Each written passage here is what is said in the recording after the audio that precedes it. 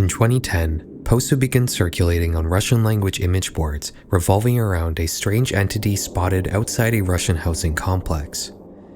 This creature, slightly larger than a human, was supposedly climbing down an apartment building much like a spider would, sticking to the walls with its long black limbs. Once it reaches the ground, its limbs shrink and the creature more resembles a tall, skinny human. All of these posts mention that this information was gathered from a video file called station.exe. But none of them would actually link to the file itself. The most we get from any of these posts are merely just screenshots from the clip. Supposedly, the station.922 MKV file contains some sort of malware that destroys the operating system of the computer it's played on. This story would be passed around over the next couple of years, with new information occasionally being added to it. The clip was supposedly filmed in a suburb of Moscow, but nobody could find any evidence of this video actually existing. That is until 2013. When a user known as Funtail on YouTube would post the full video to his channel.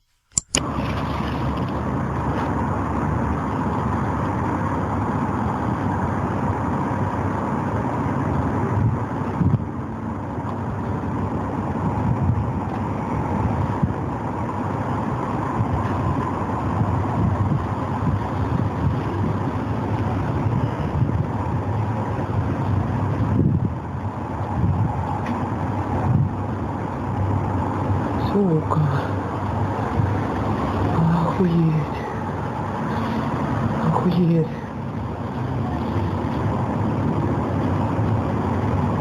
Это пиздец. Это пиздец. Ну его нахуй.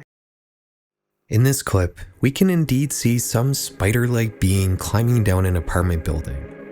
Since the video appears to have been filmed at night on a smartphone, everything is pretty dark and you can't see very much. We only really catch a couple glimpses of the creature. One thing I noticed right away is that the screenshots from the original station.922 posts that were floating around a couple years prior don't actually show up in the video. In fact, the setting appears to be completely different. While the buildings look pretty similar, the screenshots are much brighter than the video we just watched.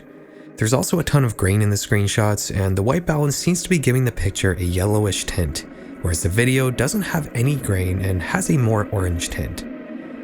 These screenshots do not come from this video.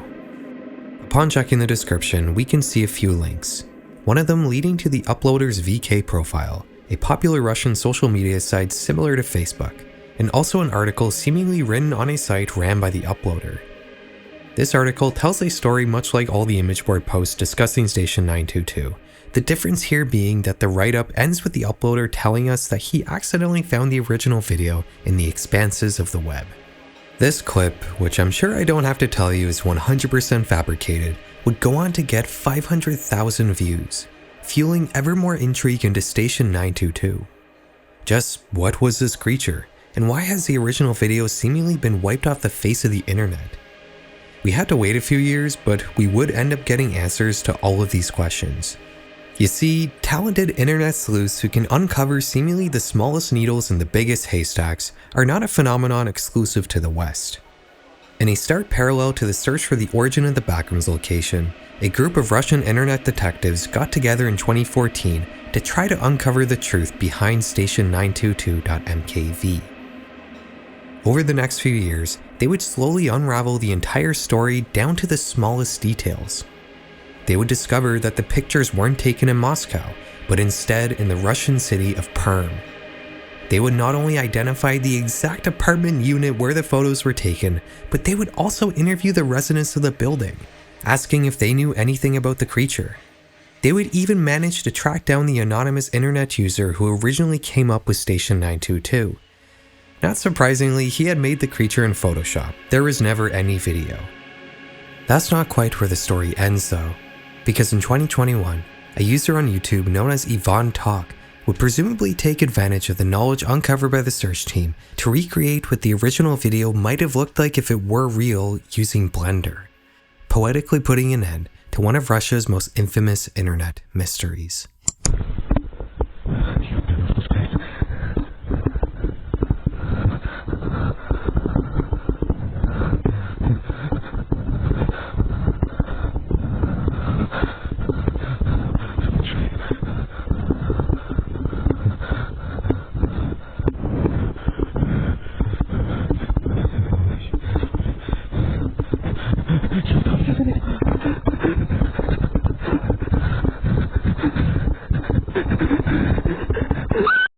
Всем привет! As a Canadian, Russia has always been a very interesting country to me. In many ways, our two nations are quite similar. We're both very large, very cold countries mostly comprised of uninhabitable tundra, forest, and sprawling Great Plains.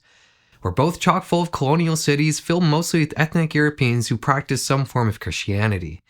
We've both treated our indigenous populations pretty poorly, we both have a lot of oil and gas to sell. Oh, and of course we both love hockey.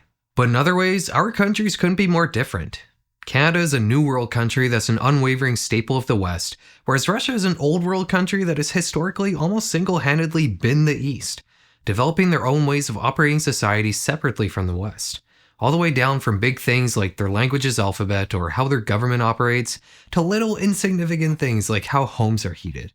And let's not forget, Russia's war in Ukraine has led to them getting essentially cut off from the West, resulting in the majority of Western chains in the country transforming into uncanny Russian clones, which makes all these differences feel ever more pronounced. In many ways, Russia feels like a bizarro version of Canada. A place where everything is similar, but nothing is quite the same. And I'm sure many of you watching from the USA probably feel a similar way.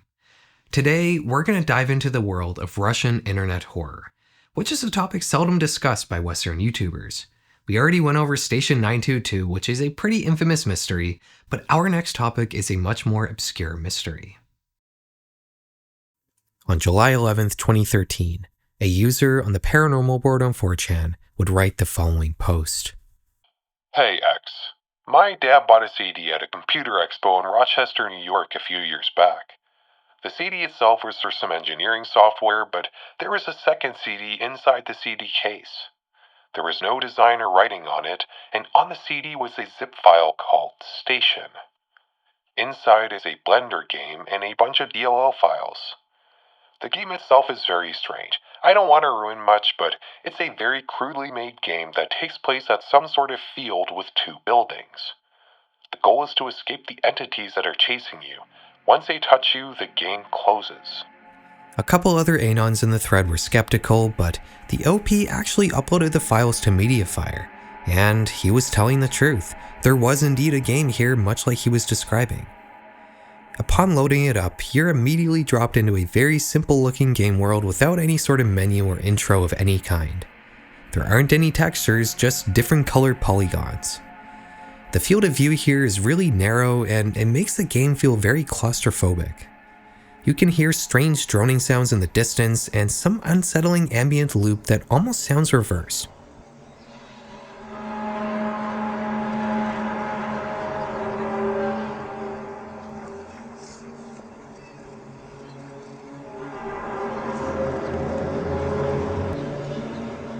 You appear to be in a building surrounded by an infinite green field under a black sky.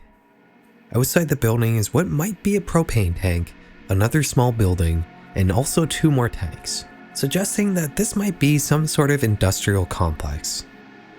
Outside, you'll also notice what appears to be a dock on the grass, which seems to be pretty out of place considering there's no water anywhere.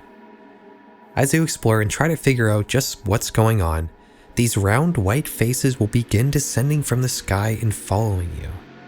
If they touch you, the game immediately shuts off, and that's all there really is to it. Nowadays, this might seem pretty akin to your average itch.io horror slop, but this sort of thing wasn't as common back in 2013. A year prior in 2012, I remember playing SCP-087, which was pretty similar. You're immediately dropped into the game without any sort of menu, explanation, or exposition. The only thing you can really do here is descend the staircase.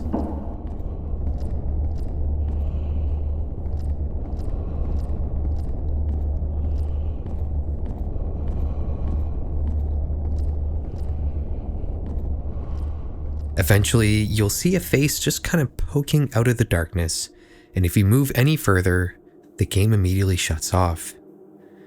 Nowadays, this is a common formula, but I remember being really freaked out by SCP-087 back in the day because I had never experienced anything like it, and I'm sure if I had played station.exe back then too, it would have had a similar effect. Now, you might be wondering, what exactly does this have to do with Russia? Well, one 4chan Anon found a set of coordinates inside one of the walls in the game. When plugging these into Google Maps, it revealed a couple buildings near a lake or quarry outside the Russian town of Milny in Siberia.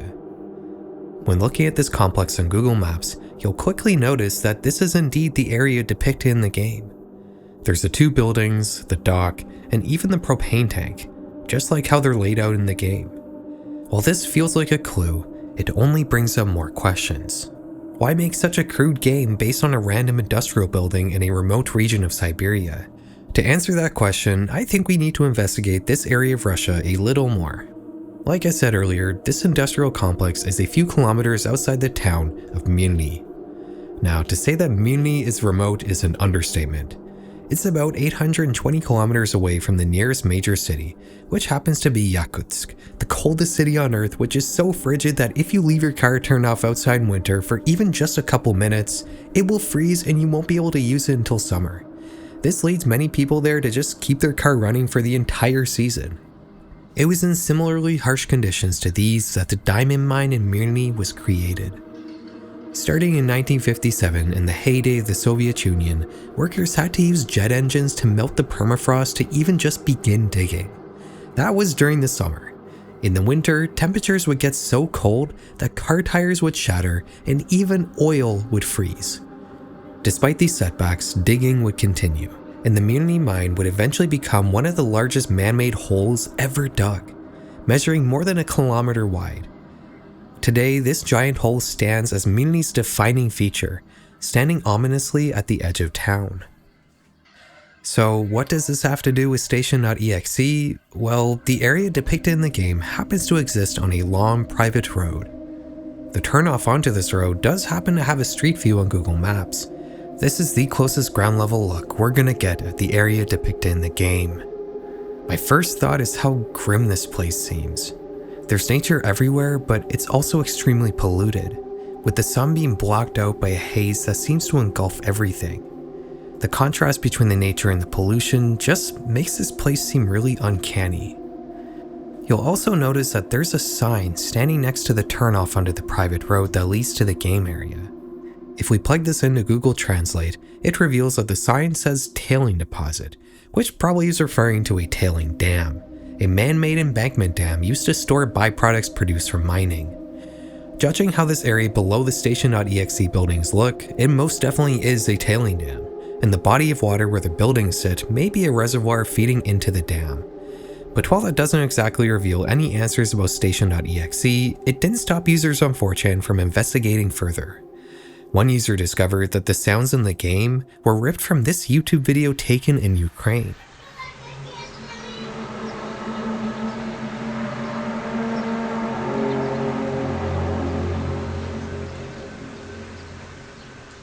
These mysterious sounds, usually referred to as the groaning earth phenomenon, are a whole crazy internet rabbit hole of their own. They were supposedly heard all around the world for a brief period in 2011. If you want to know more about it, we just put up a full-length video diving into it on our Patreon. Oh yeah, I guess I forgot to tell you guys. Today, we're happy to announce that we're officially launching a Patreon. We're only doing a single tier at $5 a month that unlocks everything across the board. You'll get access to extra full-length videos that aren't on YouTube, like the one we just made diving into the groaning earth phenomenon.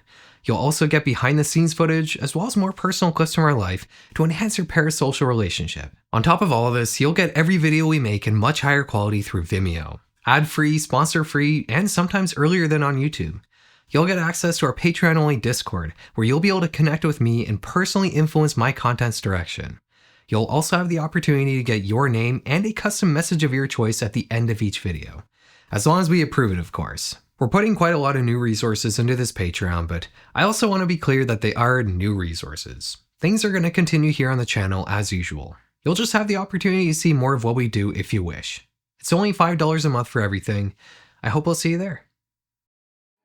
Other than the Google Maps coordinates and the source of the sounds being discovered, not much else was uncovered about station.exe, and this led some users to start coming up with fake information, like another set of coordinates that showed a forest in Russia supposedly coming from an audio file ripped from the game, but when asked for proof, none was given. A lot of stir was also made about a website called semperprotinom.com supposedly being found in the game's code, but the thing is, there is no code for the game. The only thing that was ever made public was an exe file with a few DLLs and Python libraries. The exe was never successfully decompiled by anyone, despite many users in the thread claiming to have looked through the file's so-called source code. Oh, and of course, no proof was ever given about semperprotenom.com being found anywhere in the station zip file. The sad truth is, this whole thing was probably fake right from the start. One thing from the very first 4chan thread that unfortunately flew under the radar was a user identifying the version of Blender used to make station.exe, 2.67, which was released in March of 2013. This would make OP's claim about the disc being a few years old an outright lie. Unless of course it was a CDRW which can potentially be modified after being written to. But that also can't be true, because OP posted pictures of the supposed disc in the thread, and another user was able to identify it as a blank disc that was never written to. OP was lying about basically everything, which can only mean one thing. Station.exe was most likely a failed ARG, which is disappointing because the premise was actually pretty interesting. Mutiny is a really cool place to set something like this, and it makes me a little sad that the concept never went any further than a lazily thrown together Blender project. Alright, we've looked at 2 stations so far, and for our next topic, we're going to look at something that supposedly occurred on a TV station. The following video was uploaded on August 5th, 2008. The title is in Russian. When translated into English, it reads, SGU TV, July 4th, 2008, effed up.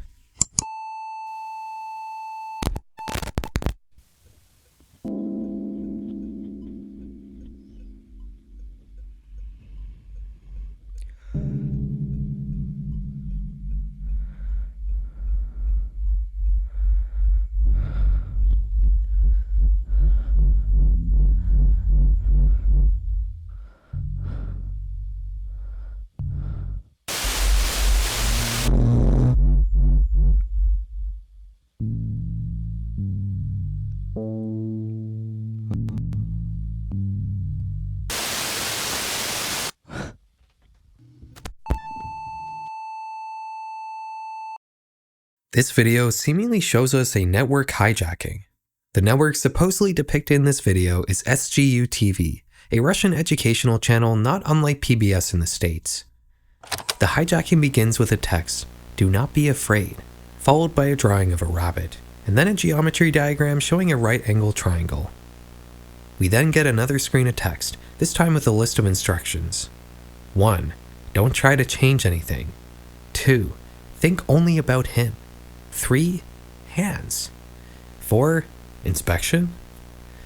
This video tells us that these instructions will help you to accept as truth, whatever that means. After this, the video writes that people who watch this will go crazy, followed by the word legless. After this frame, we get our final screen of text, which repeats twice. This one, strangely enough, asks the viewer, "Did it work?" and then tells us that the sound in the video contains a V105 U2 PWM imprint. PWM stands for pulse width modulation, which is a common method of modifying the timbre of a square oscillator in a synthesizer, and I'm guessing it's referring to the one synthesized note that plays throughout this video, which does appear to have some sort of modulation being applied to it. I'm not too sure what the V105 U2 means in this case though, and looking it up on Google only pointed back to this video. After this text, the video tells us that there's nothing evil here, it's just a little scary. But after watching, you will supposedly feel joy and everything in your future will turn out fine. Signed, your friend. A test pattern shows up in the video, which as far as I can tell, appears to be a fairly standard Russian test card. The closest match I could find is this test pattern originating from Leningrad in 1988, although it's not an exact match. This video will go on to accumulate over 600,000 views, with the peak of its popularity occurring in the early 2010s. While commenters may have been split on whether or not the video was scary, it would still, for whatever reason, turn into a huge meme.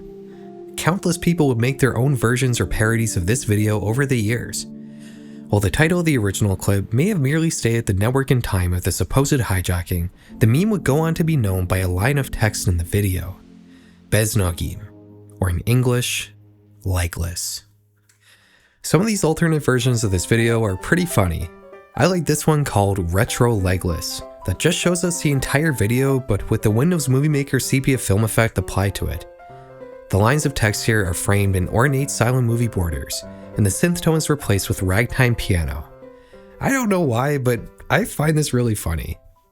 I also like Legless Gabbin Edition, which is truly a time capsule of early 2010s internet culture. This one talks about the long-anticipated Half-Life 3 and includes some spooky Gabbin jump scares. I just wish they had snuck in the cake is a lie somewhere. What's interesting about this meme is the sheer staying power. People are still making new versions of this video to this day, and all of this for the last 17 years has been based off of this relatively mundane original video. Maybe there's more to this that I'm not getting as a naive Westerner. Let's investigate the original video a little closer. I decided to start with finding the source for the rabbit picture. My first thought here is that this image has been inverted. And sure enough, it looks a lot more natural when inverted back. Doing a quick image back search revealed that this picture is actually from a children's coloring book. Combining that with the right angle triangle that was probably taken from a math book explaining the Pythagoras theorem, I'm gonna go ahead and guess that this video was probably made by a middle schooler. According to NeoLurk, a site documenting Russian memes, the idea behind this video probably originated as some sort of creepypasta a year earlier on a Russian image board similar to 4chan, meaning that this video followed a similar creation process to Station.exe. NeoLurk also archived some of the original Legless memes and rage comics from back in the day, which I must say are pretty cool. So far, we've talked about 2 stations and 1 TV station hijacking. But for our last topic today, there's no station involved. The following video was uploaded on January 29th, 2009. We're going to watch it in full before talking about it.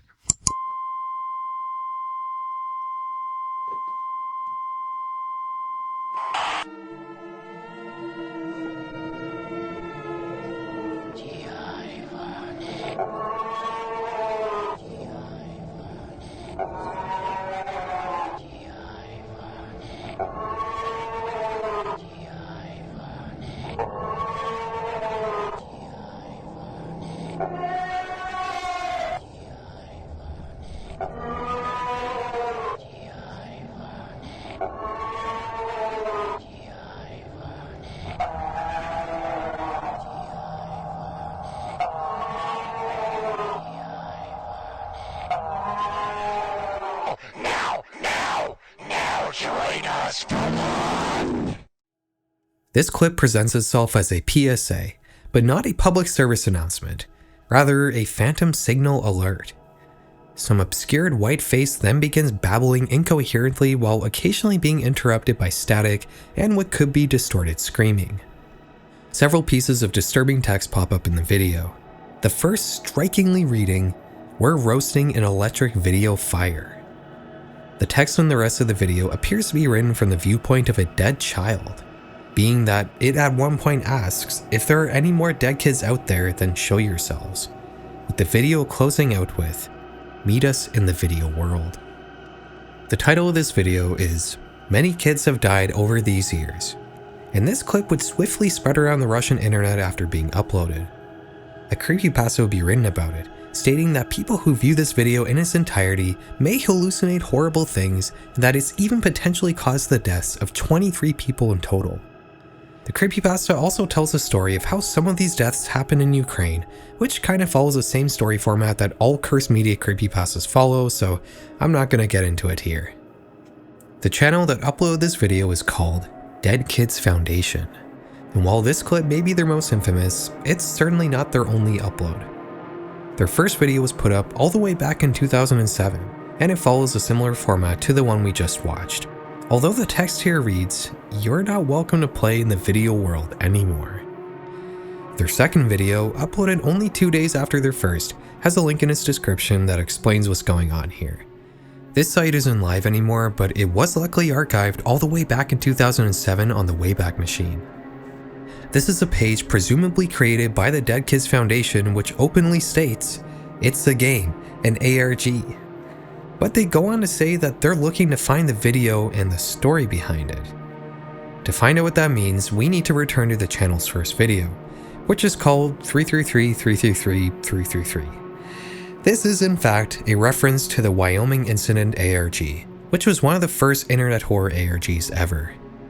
The Wyoming incident told a tale about a video that was shown during a TV hijacking that apparently drove viewers to madness. Dead Kids Foundation appears to be some sort of attempt at gamejacking this ARG, or at least trying to stoke more interest in it. The thing is though, as the Dead Kids Foundation videos became popular in the Russian internet, they kept the channel going independent of the Wyoming incident. They took down the site explaining that the project was an ARG and began infrequently uploading new videos expanding the lore of the Dead Kids Foundation, with the last video being uploaded only 2 years ago, which actually makes this one of the longest running internet horror projects ever. Coincidentally, it's probably only beat by the Wyoming incident itself. If you want to learn more about the lore of the Dead Kids Foundation, I recommend diving into it yourself. It's not a terribly long series, and some of the videos are pretty well done. Alright guys, I hope you enjoyed this brief tour of Russian internet horror. If you got this far through the video, maybe consider subscribing, hey? I hope you have a good night, and be sure to check out our Patreon if you want to learn more about the strange sounds heard all over the world in 2011. And as always, thanks for watching. Do svidaniya. Hey guys, just kind of coming at you here with a bit of an epilogue for this video. So, to put all of this together, I was watching a lot of Russian internet horror on YouTube, and I suppose it had some sort of effect on my personalized algorithm because my YouTube recommendations now is completely filled with cool Russian internet horror that I've never seen before. There's a lot of really well put together stuff that I just kind of had no clue about. And I imagine a lot of you guys probably haven't seen either because it's all in Russian. And it begs the question, should I make a part 2? Should I turn this into a series? Would you like to see more of this sort of thing? Let me know down in the comments. If you want to see more, I will turn this into a series. Yeah, I guess that's all I got. Like I said earlier, have a good night. See ya.